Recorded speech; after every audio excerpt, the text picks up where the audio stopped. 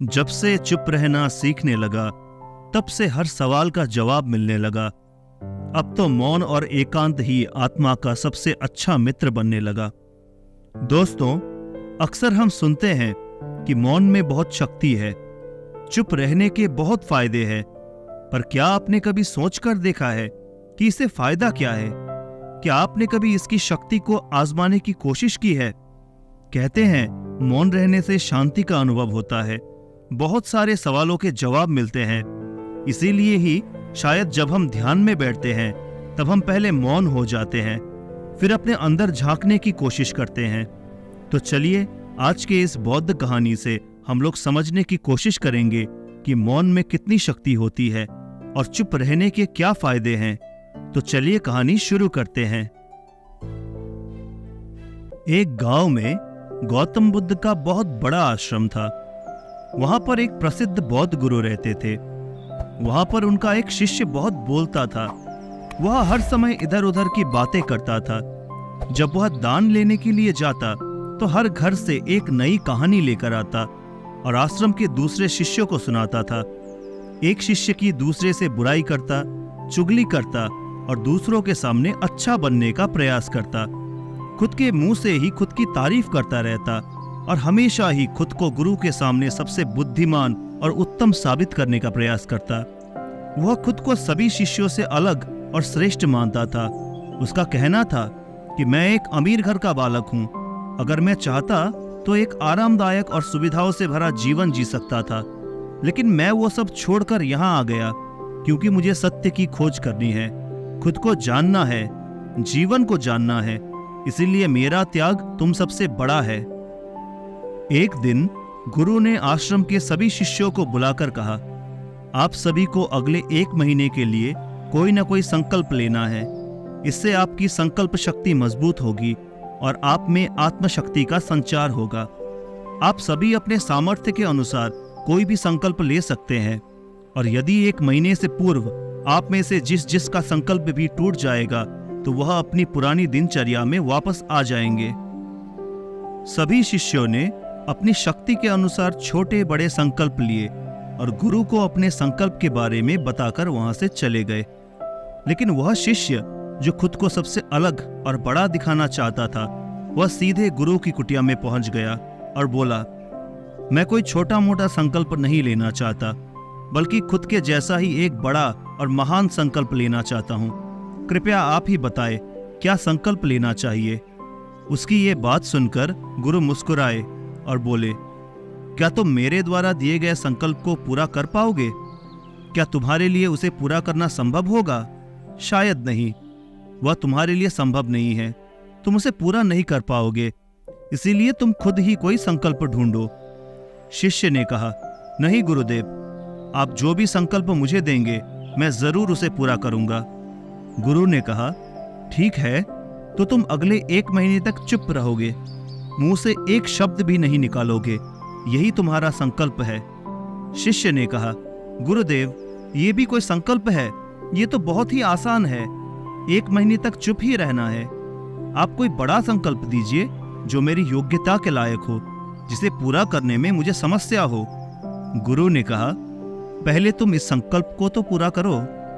शिष्य ने गुरु की बात मान ली और वह उसी समय चुप हो गया और पलटकर कुटिया से बाहर चला गया। उसे चुप रहना बहुत आसान लग रहा था। उसने एक दिन तो जैसे तैसे चुप रहकर काट लिया, लेकिन दूसरे दिन से उसके मन में न बोलने का बोझ बढ़ने लगा। तीसरे दिन उसे भारीपन महसूस होने लगा और चौथे दिन उसके अंदर एक अजीब सी बेचैनी होने लगी, क्योंकि आसपास आश्रम के सभी शिष्य एक दूसरे से बातें कर रहे थे। वह भी अपना पक्ष उनके सामने रखना चाहता था, उनकी बोलती बंद कर देना चाहता था, लेकिन उसका संकल्प उसके आड़े आ रहा था। इसीलिए वह पूरे दिन सिर्फ मुंह और आंखें बनाता रहा। इसी तरीके से कुछ दिन और बीते और वह शिष्य बीमार पड़ गया। उसका सिर फटा जा रहा था। उसका खाने पीने तक का मन नहीं कर रहा था। वह सिर्फ बोलना चाहता था। वह गुरु के पास गया और उनके सामने बैठकर लिखकर उन्हें बताया, गुरुदेव, मैं बोलना चाहता हूँ, बिना बोले मुझे सांस नहीं आ रही है, मेरा दम घुटता जा रहा है, मैं अंदर ही अंदर पागल हुआ जा रहा हूँ, मैं क्या करूँ? संकल्प तोड़ दूं क्या? ये पढ़कर गुरु मुस्कुराए और बोले, संकल्प तो तोड़ने के लिए ही होते हैं, लेकिन जो अपने संकल्प को पूरा कर लेता है वही अपनी आंतरिक शक्ति को बढ़ाता है, और जो अपनी आंतरिक शक्ति को बढ़ा लेता है वह समाज और जागृति के राह पर आगे बढ़ चलता है। संकल्प का लेना भी तुम्हारे हाथ में था और इसे तोड़ना भी तुम्हारे ही हाथ में है। तुम्हारे बहुत से भाई अपने संकल्प को तोड़कर अपनी पुरानी दिनचर्या पर वापस आ चुके हैं। अगर तुमसे नहीं हो पा रहा है तो तुम भी संकल्प तोड़कर अपनी पुरानी दिनचर्या पर वापस जा सकते हो। लेकिन याद रहे, अगर आज तुम इस छोटे से संकल्प को नहीं संभाल पा रहे तो तुम अपनी बाकी की पूरी जिंदगी को कैसे संभाल सकोगे? बाकी फैसला पूरी तरह से तुम्हारे हाथों में है। गुरु की ये बात उस शिष्य के दिल पे चोट कर गई। वो बिना कुछ बोले वहां से वापस चला गया और खुद को अपनी कुटिया में बंद कर लिया। वो केवल अपने जरूरी कामों के लिए ही कुटिया से बाहर निकलता, बाकी सारे समय कुटिया के अंदर ही बैठा रहता। 15 दिन बीत चुके थे और आश्रम के लगभग सभी शिष्यों का संकल्प अब तक टूट चुका था, लेकिन उसका संकल्प अभी भी जारी था। संकल्प लेने के बाद से अब तक उसने एक शब्द भी नहीं बोला था। सारा आश्रम हैरान था कि इतना बोलने वाला इंसान चुप कैसे हो गया। 15 दिन बीतने के बाद वह दोबारा अपने गुरु के पास गया और लिखकर बताया, गुरुदेव, मैं बाहर से तो चुप हूं, लेकिन मेरे भीतर बहुत सी आवाजें हैं, बहुत सी चीख पुकार और शिकायतें हैं। मैं अंदर ही अंदर बात करता रहता हूं। मेरा मन तरह तरह के प्रश्न पूछता रहता है। मैं बाहर से जितना मौन हूं, भीतर से उतने ही शोर शराबे से भरा हुआ हूं। क्या इस तरह से मेरा संकल्प अभी भी जारी है? गुरु ने कहा, हाँ, तुम्हारा संकल्प अभी भी जारी है, लेकिन जब तक लोगों की ये आवाजें तुम्हारे कानों में पड़ती रहेगी, तुम्हारा मन बोलता रहेगा, क्योंकि इसे तो आदत है बोलने की। तुम भले ही बाहर से चुप रहो, लेकिन तुम अंदर ही अंदर बोलते रहोगे। तुम्हें इन बातों से, इन आवाजों से दूर जाना पड़ेगा। शिष्य गुरु को प्रणाम कर वहां से चला जाता है और सुबह होते ही अपनी कुटिया छोड़कर जंगल की तरफ चला जाता है। कई दिन बीत जाते हैं, संकल्प का समय भी पूरा हो जाता है, लेकिन शिष्य लौट कर नहीं आता। आश्रम में सभी को डर था कि कहीं जंगली जानवर ने उसे खा न लिया हो। इस बीच उसे ढूंढने की बहुत कोशिश की गई, लेकिन वो कहीं नहीं मिला। सभी गुरु भाइयों ने मान लिया था कि जंगली जानवरों ने उसे अपना शिकार बना लिया है, लेकिन गुरु को ऐसा नहीं लगता था। एक दिन आश्रम का एक अन्य शिष्य गुरु के पास आया और बोला, गुरुदेव, हमारे उस अधिक बोलने वाले भाई के साथ क्या हुआ होगा? क्या जानवर ने उसे मार दिया होगा? गुरु ने कहा, हो सकता है जानवरों ने उसे अपना शिकार बना लिया हो, लेकिन उसके न लौटने की एक दूसरी वजह भी हो सकती है। शायद उसे वो मिल गया है जिसके लिए वो गया था। फिर शिष्य ने पूछा, गुरुदेव, क्या ज्यादा बोलना इतना हानिकारक होता है?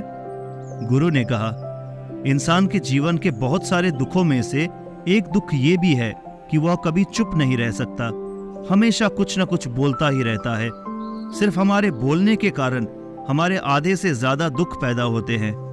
परिवार के अधिकतर झगड़ों की वजह हमारा बेमतलब बोलना ही है। हम में से कोई भी चुप नहीं रहना चाहता, हम बस सामने वाले को सुना देना चाहते हैं। जो भी हमारे मन में है सब निकाल कर उसके मन में बैठा देना चाहते हैं। उसे समझा देना चाहते हैं कि देख, तू गलत है और मैं सही। और इस तरीके से सब एक दूसरे की सड़ी गली बातों को ग्रहण कर रहे हैं। इस तरीके से सुनने और सुनाने का ये काम जिंदगी भर चलता रहता है। लेकिन इस नासमझी में हम अपना समय, अपना जीवन, अपनी समझ और सबसे महत्वपूर्ण वो कीमती पल जो जिए जा सकते थे, जिनको अनुभव किया जा सकता था, जिनमें आनंद को प्राप्त किया जा सकता था, ये सब खो देते हैं। लेकिन इसके बदले में हमें मिलता क्या है? कुछ नहीं, सब व्यर्थ और बर्बाद हो जाता है। इस पागलपन में हमने क्या खो दिया, इसका एहसास केवल कुछ ही लोगों को हो पाता है। बाकी लोग तो जैसे उन्हें अपने आने का पता नहीं, वैसे ही उन्हें अपने जाने का भी पता नहीं चल पाता। शिष्य ने कहा, तो फिर इसका समाधान क्या है? गुरु ने कहा, पूरी जागरूकता के साथ अपने विचारों को देखना, यही एकमात्र तरीका है। सारी मानसिक समस्याओं का वर्तमान में रहकर चिंतन करना, पूरी जागरूकता के साथ अपना काम करना जिंदगी में चमत्कारिक बदलाव ला देता है। उसके बाद वह शिष्य गुरु से अपने प्रश्नों का उत्तर पाकर उनको प्रणाम करके वहां से चला गया। उस शिष्य को आश्रम छोड़कर गए हुए 3 महीने का समय बीत चुका था, लेकिन उसकी कोई खबर न थी। अब तक तो सभी गुरु भाइयों ने भी उसके वापस लौटने की उम्मीद छोड़ दी थी, लेकिन एक दिन वह आश्रम में लौट आता है।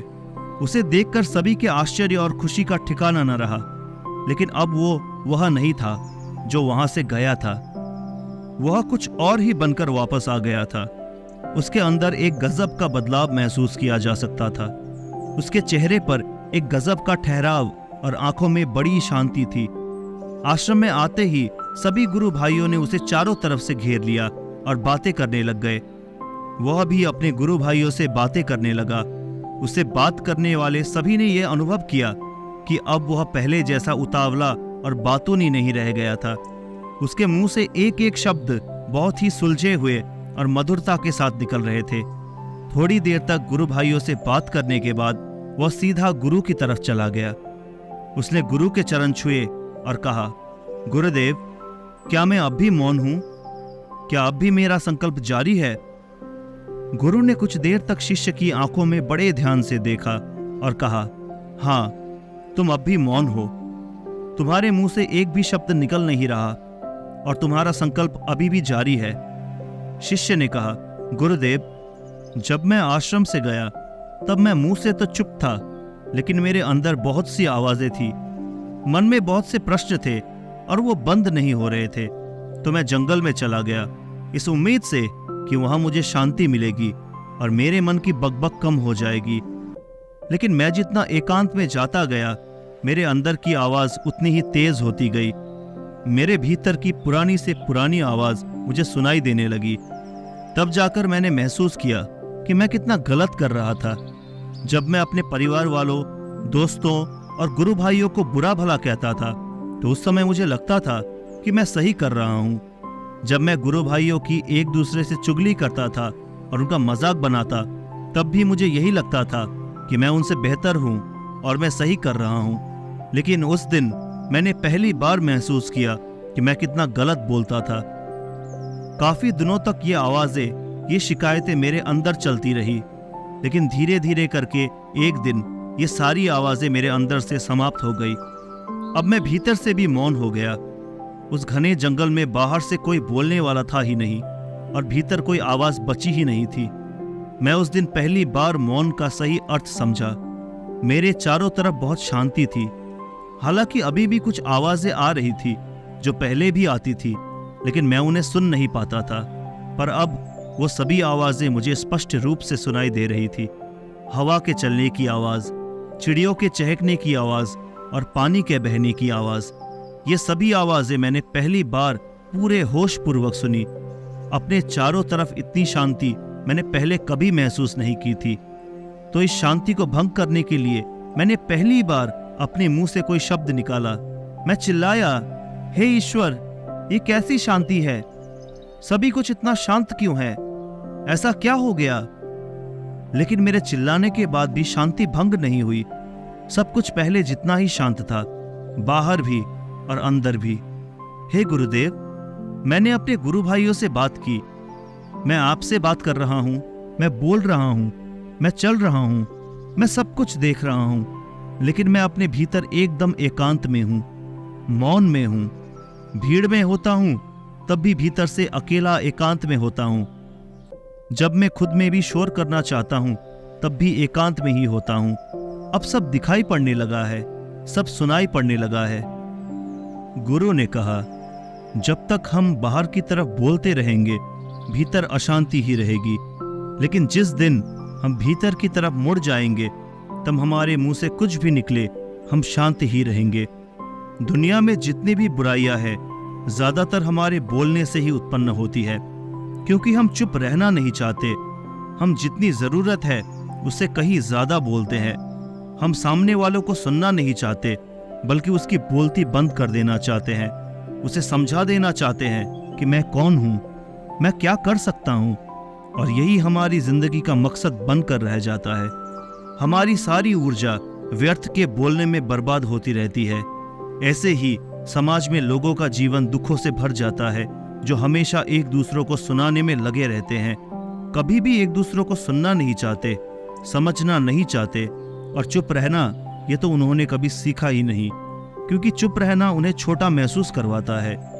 दुनिया की सभी लड़ाइयों का कारण हमारा बोलना ही है, इसीलिए हमें सिर्फ उतना ही बोलना चाहिए जितना जरूरी हो, क्योंकि व्यर्थ का बोलना ऊर्जा को नष्ट करना है, और ये बोलना ही हमें कभी अपने भीतर की ओर लौटने नहीं देता, क्योंकि ये हमें हमेशा बाहर की ओर खींचता रहता है। और बाहर है ही क्या इस संसार के अलावा? लेकिन अगर अपने भीतर के संसार की ओर मोड़ना है तो इस मुंह को बंद ही रखना चाहिए। इसीलिए जितने भी बुद्ध हुए, आत्मज्ञानी हुए, वह सभी एकांत की ओर भागे, ताकि उन्हें ज्यादा बोलना न पड़े, ज्यादा सुनना न पड़े। वह एकांत में रहे और शांत रहे, इसीलिए आसानी से भीतर की यात्रा कर पाए। लेकिन अगर कोई चाहे तो इस संसार में रहकर भी एकांत में रह सकता है, शांत रह सकता है, लेकिन इसके लिए उन्हें अपनी ऊर्जा बचानी होगी, जिसे वो अब तक अपने व्यर्थ के शब्दों में बर्बाद कर रहे हैं।